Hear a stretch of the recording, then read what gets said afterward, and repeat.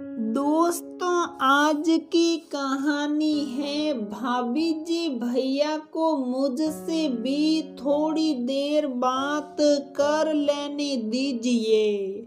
दोस्तों, कहानी शुरू करने से पहले अगर आपने हमारे चैनल को सब्सक्राइब नहीं किया है तो सब्सक्राइब कर लीजिए ताकि आपके पास पहुंचे हर नया वीडियो।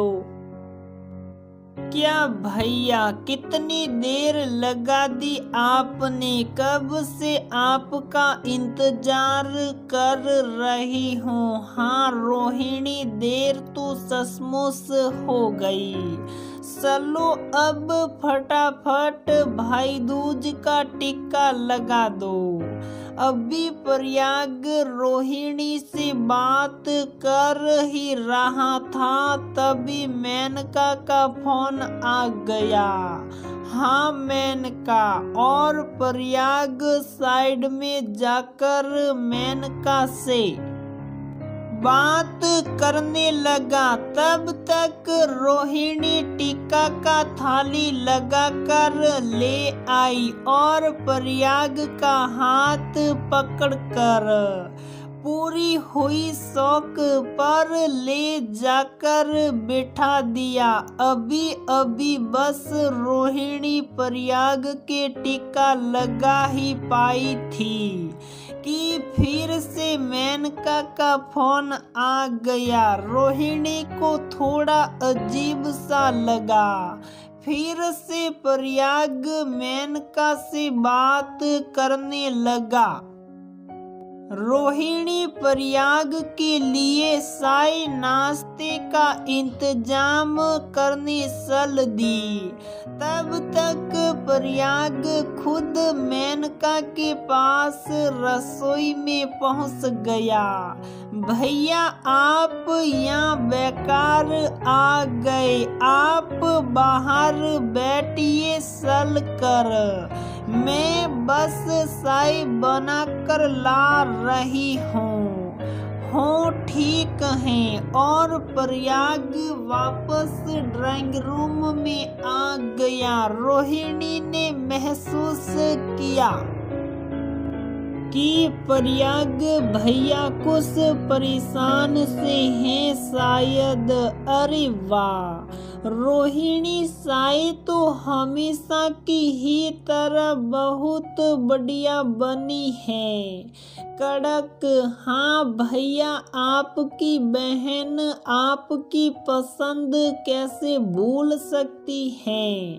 अभी प्रयाग ने बस चाय का एक घूंट ही सिप किया था कि फिर से मेनका का फोन आ गया। प्रयाग उठकर बाहर चला गया और मेनका से सुपके बात करने लगा। तब तक चाय ठंडी होकर शीरा बन गई। अब तो रोहिणी से नहीं रहा गया और उसने अचानक ही प्रयाग के हाथ से फोन ले लिया। प्रयाग एकदम से घबरा गया, लेकिन रोहिणी तब तक फोन लेकर मेनका से बात करने लगी। क्या भाभी, 1 घंटे में आप भैया से 3 बार बात कर चुकी हैं। भैया को मुझसे भी थोड़ी देर बात कर लेने दीजिए, जरा देर को। मेरा भाई मेरे पास आया है और आप उसमें उसको समय नहीं दे रही हो कि मुझसे कुछ बात कर सके। सॉरी जीजी, अब आप परेशान ना होइए मैं अब बात नहीं करूंगी, कहकर मेनका ने फोन काट दिया। भाभी भी बिल्कुल अजीब हैं, जैसे सारा हक उन्हीं का है आपके ऊपर, मेरा तो कोई हक रहा ही नहीं। प्रयाग को ये बिल्कुल भी अच्छा नहीं लगा। रोहिणी वैसे तो मैं तुम्हें बिल्कुल भी नहीं बताना चाहता था, क्योंकि मुझे मेनका ने बिल्कुल साफ मना किया था तुम्हें कुछ भी बताने के लिए, लेकिन तुम्हारे मन में तुम्हारी भाभी के प्रति मैल देखकर मुझे बोलना पड़ रहा है। तेरे भतीजे बबलू की बहुत ज्यादा तबीयत खराब है। कल रात से ही उसके बहुत तेज बुखार चढ़ा है।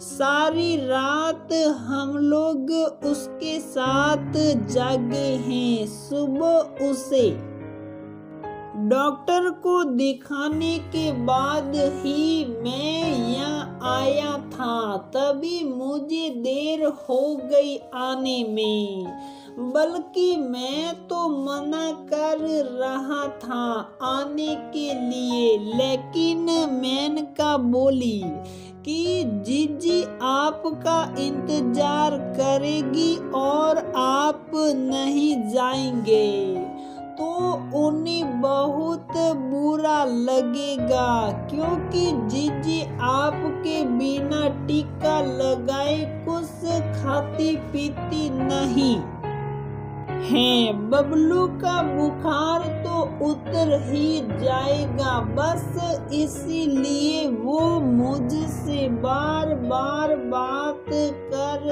रही थी, क्योंकि उसका बुखार अभी हल्का नहीं हुआ है। वो बराबर उसके सिर पर पट्टी रख रही है। अरे भैया, आपने मुझे ये पहले क्यों नहीं बताया? बताइए, मुझसे अनजाने में कितनी बड़ी गलती हो गई। क्या सोच रही होगी भाभी मेरे बारे में? अब तो रोहिणी को अपने व्यवहार के लिए बहुत ज्यादा पछतावा हो रहा था।